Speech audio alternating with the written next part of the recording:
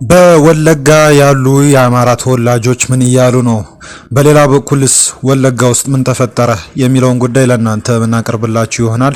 ሌሎች መረጃዎች ያሉን የዩቲዩብ ቻናላችን ሰብስክራይብ፣ ይህን ቪዲዮ ላይክ በማድረግ መከታተል ጀምሩ። በቀጥታ ወደ ጉዳያችን እናልፋለን።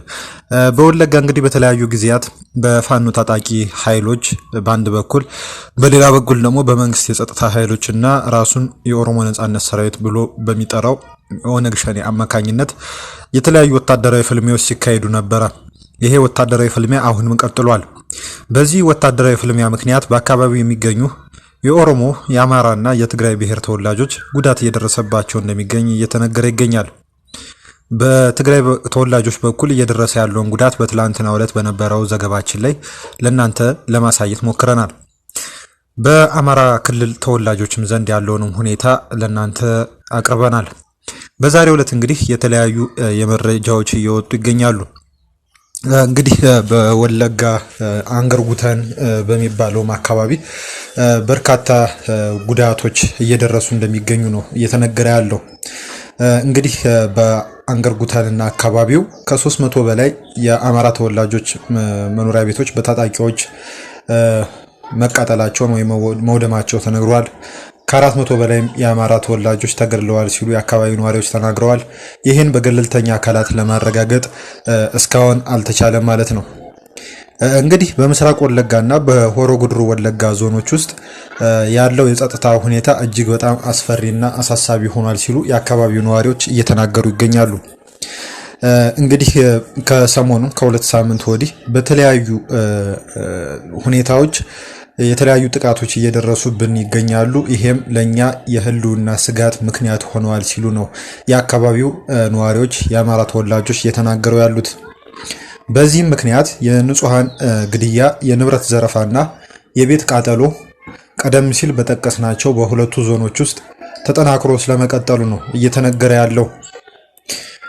እንግዲህ በምስራቅ ወለጋ ዞን ጊዳ አያና ወረዳ ውስጥ እንግዲህ ላለፉት 2 ሳምንታት ያለማቋረጥ የተለያዩ ሰላማዊ ነዋሪዎችን የመግደልና ቤት ንብረቶችን የማውደም የመዝረፍ ሁኔታዎች በታጣቂዎች ሲፈጸሙብን ነበር ሲሉ ነው የመረጃ ምንጮች ያመለከቱት።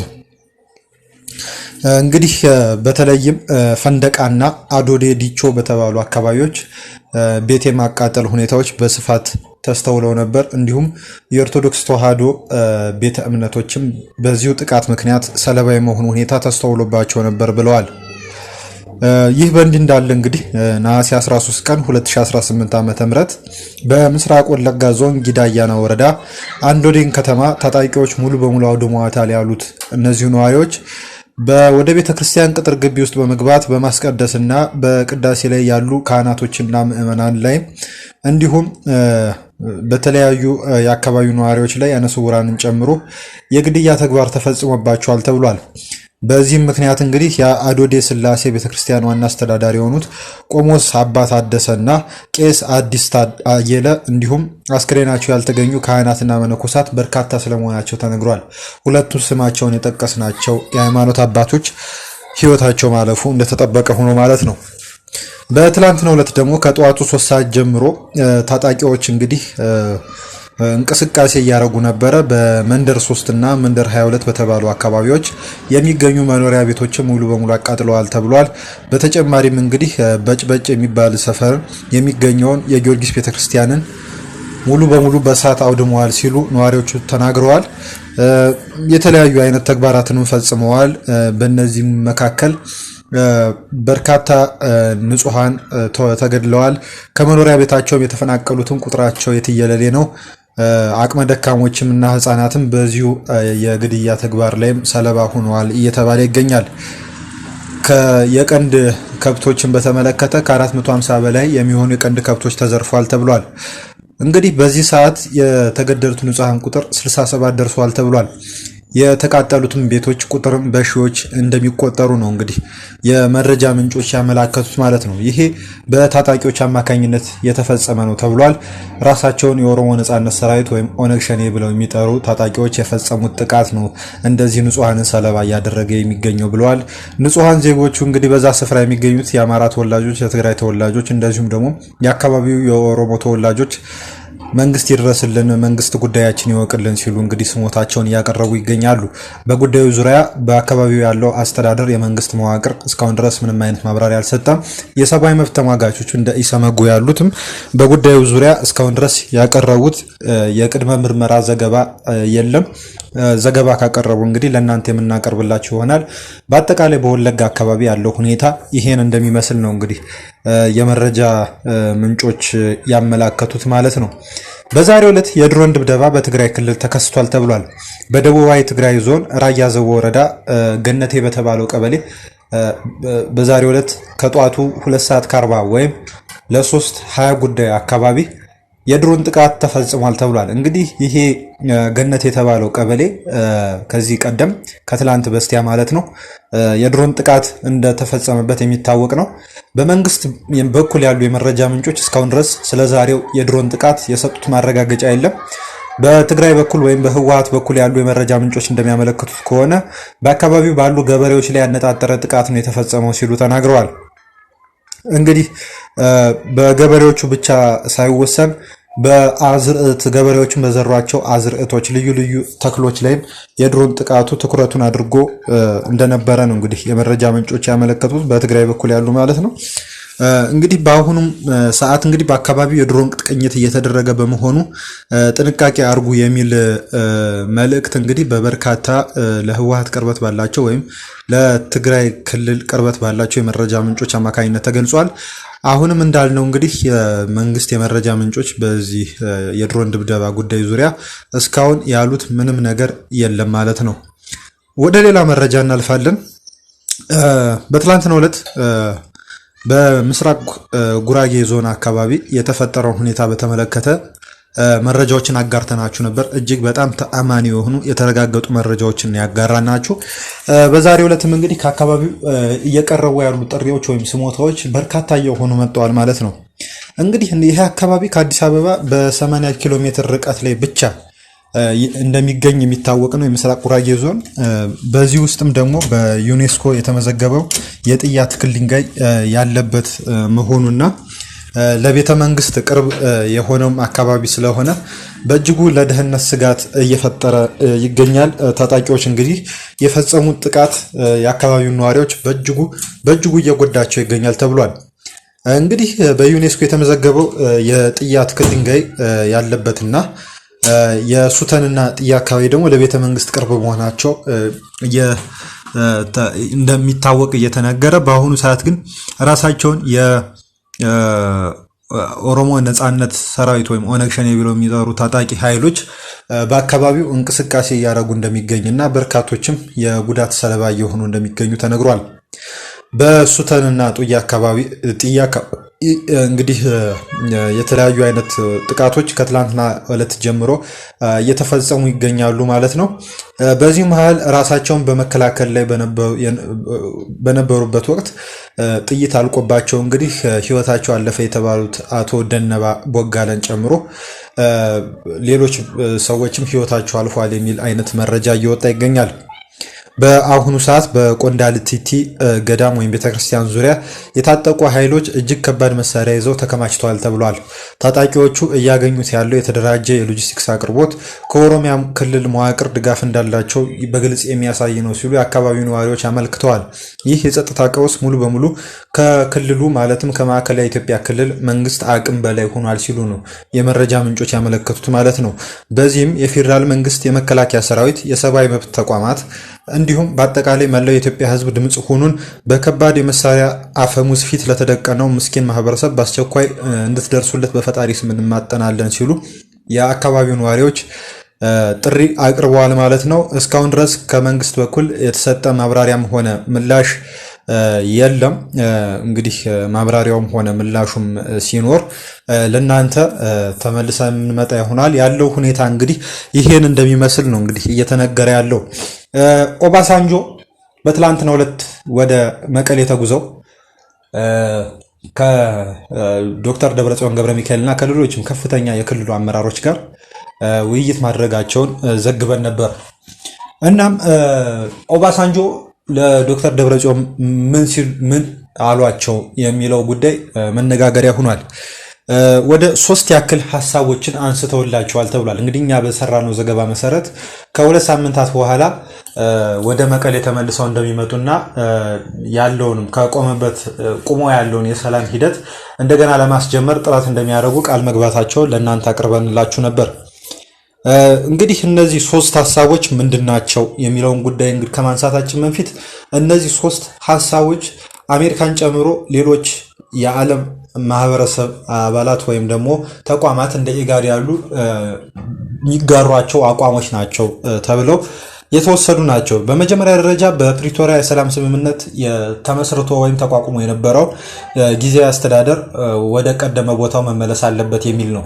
በአሁኑ ሰዓት እንግዲህ ያለው አስተዳደር በዶክተር ደብረጽዮን ገብረ ሚካኤል የሚመራና በህወሓት የበላይነት የሚዘወር በመሆኑ የቀደመው በአዋጅ የፌዴራል መንግስቱ ባወጣው አዋጅ መሰረት የተቋቋመው ጊዜያዊ አስተዳደር አሁን ላይ የለም ማለት ነው። ይሄ መመለስ አለበት የሚል ጥያቄ ነው እንግዲህ ኦባሳንጆ ያቀረቡት ማለት ነው። በሁለተኛ ደረጃ ጽምዶ በሚል ስም ከኤርትራ መንግስት ጋር እና ከተለያዩ ኃይሎች ጋር የሚደረገው እንቅስቃሴ በአስቸኳይ ማቆም አለባችሁ ብለዋቸዋል።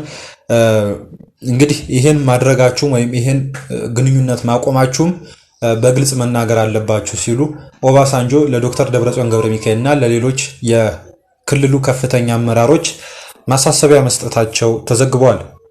በሶስተኛና በመጨረሻ ደረጃነት የሚጠቀሰው ዲዲአር ተግባራዊ ይደረግ። ይህም ማለት ታጣቂዎች ትጥቃቸውን ፈተው ወደ ሰላማዊ ህይወታቸው ይመለሱ የሚል አይነት ይዘት ያለው ጥያቄ ወይም ቅድመ ሁኔታ መተግበር አለባችሁ ሲሉ ኦባሳንጆ በአሁኑ ሰዓት በትግራይ ክልል የአስተዳደር የስልጣን እርከን ላይ ለሚገኙት ለዶክተር ደብረጽዮን ገብረ ሚካኤል እና ለሌሎችም አመራሮች አቅርቧል ተብሏል። ይሄ ጉዳይ እነ ዶክተር ደብረጽዮን ገብረ ሚካኤልን ቅር እንዳሰኛቸው የመረጃ ምንጮች አመልክተዋል። በዚህም ቅሬታ ምክንያት ነው እንግዲህ በትላንትናው ዕለት እኛም በዘገባችን ላይ እንደሸፈን ነው የማብራሪያ ወይም መግለጫ እንዲያወጡ ያስገድዳቸው ማለት ነው። ወደፊት እንግዲህ ከ2 ወይም ምናልባት ከ3 ሳምንታት በኋላ ኦባሳንጆ ከተመለሱ ምን አይነት ንግግር ይኖራል በሁለቱም ወገኖች መካከል የሚለውን እንግዲህ አብረን የምናየው ይሆናል ማለት ነው። ወደ ትግራይ የግብርና ሁኔታ እንግዲህ እናልፋለን ማለት ነው። ወደ ትግራይ የግብርና ሁኔታ እናልፋለን። የፕሪቶሪያ የሰላም ስምምነት ባለመተግበሩ ሳቢያ ከ600,000 ሄክታር በላይ የሚታረስ ወይም ታራሽ የሆነው ለእርሻ መቼ የሆነው የትግራይ መሬት በወራሪ ኃይሎች ቁጥጥር ስር ይገኛል ሲሉ የትግራይ ክልል ተፈጥሮ ሀብትና እርሻ ቢሮ ኃላፊ የሆኑት አቶ አለም ብርሃን ሀሪፈዮ ገለጹ ተብሏል። እንግዲህ ይሄን የዘገቡት እንግዲህ የክልሉ መገናኛ ብዙሃን ናቸው። ወራሪ ኃይሎች የተባሉትን እዚህ ጋር እንግዲህ ለማብራራት ያክል በምዕራብ ትግራይ እና በደቡባዊ ትግራይ በኩል ያሉት በአማራ ክልል አስተዳደራዊ መዋቅር ስር የሚገኙት አካባቢዎችን እንደሆነ ልብ ይሏል። እነሱ የሚያስተዳድሩትን ሰዎች ወይም አስተዳዳሪዎችን ለማለት ነው። እነ ኮሎኔል ደመቀ ዘውዱንም ሌሎችንም ጨምሮ ማለት ነው። ወደ ጉዳያችን ስንመለስ እንግዲህ በበጎ አድራጎት ድርጅቶችና በትዕምት ወይም በኤፈርት ኩባንያዎች ትብብር በድርቅ አደጋ ለተጠቁ አካባቢዎች ለእንስሳት የሚውል የተመጣጠነ ቀለብ ለክልሉ ለዚሁ ቢሮ እገዛ ማበርከታቸው ተነግሯል። በዚህ የርክክብ ስነ ስርዓት ላይ እንግዲህ ተገኝተው መልእክት ያስተላለፉት የትዕምት ወይም የኤፈርት ጊዜያዊ ዋና ስራ አስፈጻሚ የሆኑት ዶክተር ጥላሁን ታረቀ በዚህ ሰዓት በትግራይ አጋጥሞ ያለውን የድርቅ አደጋ ለመመከት ትዕምት የእንስሳት ቀለብን በብዛት ለማቅረብ እንቅስቃሴ እያደረገ መሆኑና ይሄም የመጀመሪያው ስለመሆኑ ነው እንግዲህ የተመላከተው ማለት ነው። ከዚሁ ጋር በተገናኘ እንግዲህ የቢሮ ኃላፊ የሆኑት አቶ አለም ብርሃን ሀሪፈዮ በበኩላቸው ንግግር አድርገዋል። የትግራይን የተፈጥሮ ሀብትና እርሻ ለማሳደግ ወይም ለማሻሻል ከ50 ቢሊዮን ዶላር በላይ እንደሚያስፈልግ በጥናት ተረጋግጠዋል ብለዋል። የፕሪቶሪያው የሰላም ውል ባለመተግበሩ ምክንያት እስካሁን ድረስ ከ600,000 በላይ የሚሆነው የትግራይ ለእርሻ አመቺ የሆነው መሬት በወራሪዎች እጅ ስር ይገኛል ወይም በወራሪዎች ቁጥጥር ስር ይገኛል ሲሉ አቶ አለም ብርሃን ተናግረዋል። የፌዴራል መንግስቱ ተግባራዊ ያደረጋቸው ሁሉንም አይነት ክልከላዎችን ጨምሮ የኤልኒኖ አደጋ ኢኮኖሚያዊ ቀውስ ሊያስከትሉ የሚችሉ አደጋዎች አንዣበውብን ይገኛሉ እንደ ክልል ሲሉ ገልጸዋል። የዚህ ዓመት የክረምት ተቀያየረ የአየር ጸባይ ያለው በመሆኑ የዝናብ መቆራረጥም እየተከሰተ ስለመሆኑና ይሄም ሱፐር ኤልኒኖ ተብሎ የሚጠቀሰው ሁኔታ ስለመሆኑ አመላክተዋል። ይህንንም ሁኔታ ደግሞ ለማስተካከል እንግዲህ በተለያዩ ባለድርሻ አካላት የተለያዩ ስራዎች መተግበር አለባቸው ሲሉ ነው አቶ አለም ብርሃን ያመላከቱት። ዲያስፖራው፣ ሌሎች ኩባንያዎችም እንደዚሁ የትዕምትን ፈለግ በመከተል እንስሳት ቀለብ ለሌሎችም ለሰውም የሚያገለግሉ እርዳታዎችን ማበርከት አለባቸው ሲሉ መናገራቸውን የክልሉ መገናኛ ብዙሃን እንግዲህ አመልክተዋል ማለት ነው። ሹም ተንቤን ፓርቲ ያወጣውን መግለጫ በማስከተል አያይዘን እናያለን። የሹም ተንቤን ፓርቲ አስቸኳይ መግለጫ አውጥቷል።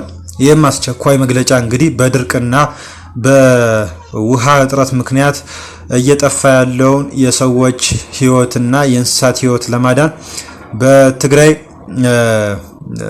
ያሉትንም በአበርገለ፣ የጭላ፣ ወጅራት፣ እስራ አዲ፣ ኢሮብ ያሉትን ሁኔታዎች መመልከት ወይም መረዳት መከናወን አለበት ወይም መረዳት ያስፈልጋል። አሁንም ያለው የድርቅና የውሃ እጥረት ጉዳይ በእጅጉ እየጨመረ መጥቷል በማለት መግለጫ አውጥቷል። ይህም ከባድ የሆነ ሰብአዊ ቀውስ እየፈጠረ እየሄደ ይገኛል ብለዋል። በዝናብ እጥረት፣ በውሃ እጥረትና በምግብ እጥረት ምክንያት እንስሳት መድከም ጀምረዋል። መሰረታዊ የሆነ እንቅስቃሴያቸውን ማድረግ አልቻሉም። በርካታ የገጠር አካባቢዎችም የሚኖሩ የማህበረሰብ ክፍሎች በከባድ ችግር ውስጥ ይገኛሉ ሲል አመልክቷል። እንግዲህ ይህ በዚህ በአካባቢው ወይም በትግራይ ክልል በስልጣን ላይ ይገኛል ያለውን ህገወጥ ያለውን መንግስት ማለትም የህወሓት መራሹ የትግራይ ክልላዊ አስተዳደር ለዓለም ማህበረሰብ ይሄን ችግር እየጨመረ ስለመምጣቱ እየገለጸ አይደለም። ስራውን አልተወም፣ ስራውን ትቶታል። እና ሰብአዊ ቀውስ እየፈጠረ ባለበት ወቅት በቸልተኝነት ሁኔታዎችን በቸልተኝነት የተመለከተ ይገኛል በማለት እንግዲህ አመልክቷል። የፌዴራል መንግስት በድርቅና በውሃ እጥረት የተጎዱ አካባቢዎች በአስቸኳይ በመለየት ምግብ፣ የተጣራ ውሃ፣ መድኃኒትና የሕክምና እገዛ ለተጎዳው ህዝብ በአፋጣኝ እንዲያደርስ ጥሪ እናቀርባለን ብሏል። ሹም ተንቤን ፓርቲ የሰዎች ህይወት እስኪጠፋ ድረስ በዝምታ መጠበቅ አግባብነት የለውም ሲልም ነው ያመላከተው።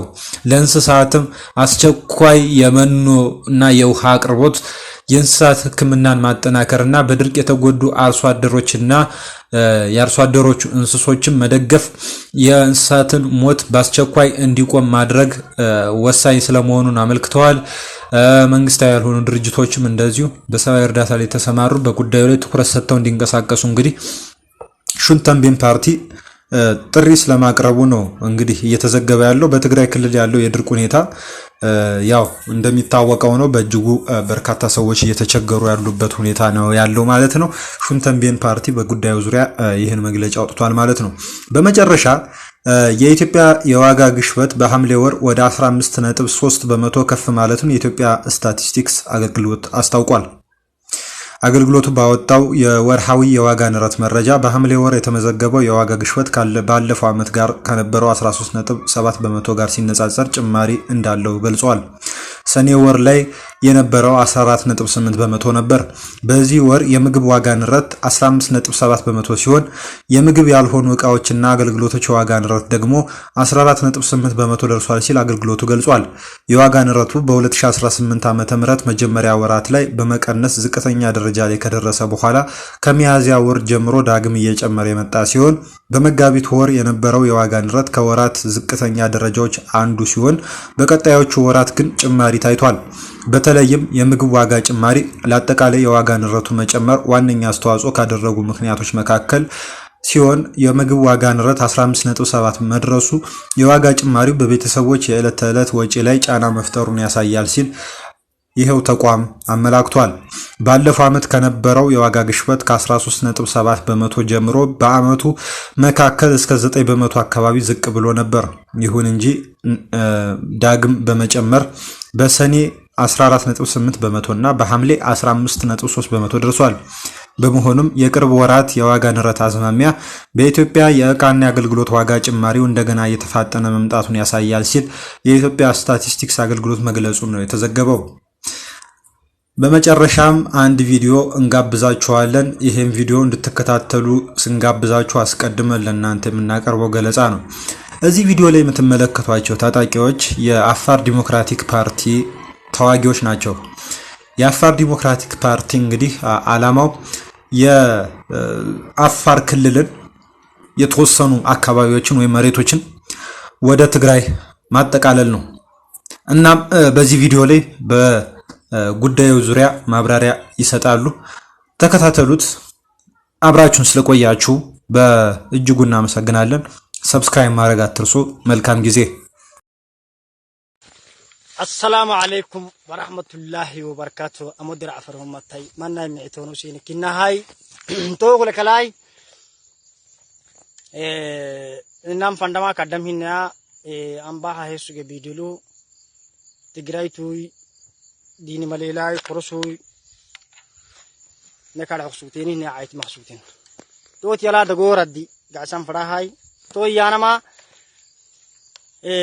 نانو معنا عفر كنكو نندين لك ننفلك تجري شراويت كي عفر ديمقراطي مسوينا برسا ملي تو يانا ما دم جحلوت تليبانه ودكني أهداوي أبغنن معناها عفر إدي تبريتني تنيتن عفر تبريتني ومدين السوق سلام حر كنا ياعو عفر متا نكسرو أصون كادو إنكسرو إنك لينو منكسروي تو كودري نانو ننفلنو ننا عادلنو ديني مكرسينو بس ننفلنو ننا عادلنو نني دينلنو لكن السرون كنكتو تدرب يا باحبا محيا أنا ماي درابا يا أنا ما تجري بيرد وحريتون ويتناتني يا باح ما يدينو تجري لقى حنتينه ديني مليلا من عمين انتنيتنا عنقرها نانا عفر ما تحرك يا أن النصر جاي هاي نام فنح تجري سراويتكي كيني إنك جنبارة ربنا إنك رساس ربنا إتلو إنك سرلو تنعبونا يتكحنونا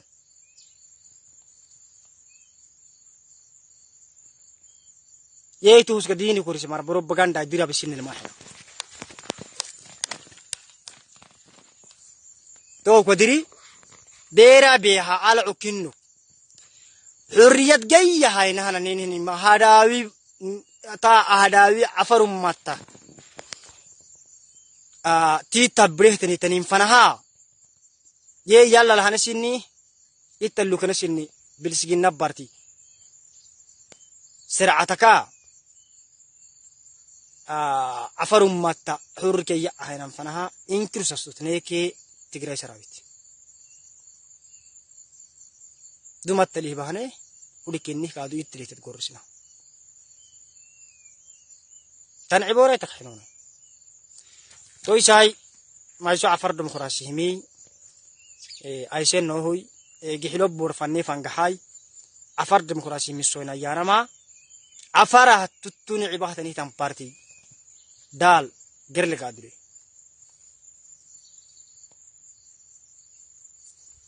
توكي نمي سبتي جحلو هني فانجحاي جحلوب بور فانجحاي مانغو هني سلاح لنو ديسكا تاريجن تماتاي برين تاريجن تماتاي زوها يا سوكا بروك تاريجه تنيتن مريماتاي إجمون مكادو أكل ياريجه مريني وستنا كين هكله بريتو جحلو بورتني مسبته جحلو بورلين هنا عيان عندانيتها قبا كلا يعني قادو أوي عم بس عندانيتني مسبته نيفانجها هي أنا ما تو قدري عفر أمتا حركة هنا نفن إسين تنعبين يعني تنعب بي باندا تنعب مي باندا ما حي أنا ما تجراي ليجا حنتيني هنتن تيكاتك كي تجراي كيني كمال ما برس مننا لا ما برس من ما حي السرون كتنك هاي نك السرون كتوك إني مسبته إنكرو ساسوس إنك دفاعات يي معناها كينك نديه مري دا يسنا منو توك إني مسبته جحلو بور فنينكي جحاي ما يسوع عفر متهمي أي سنة هوي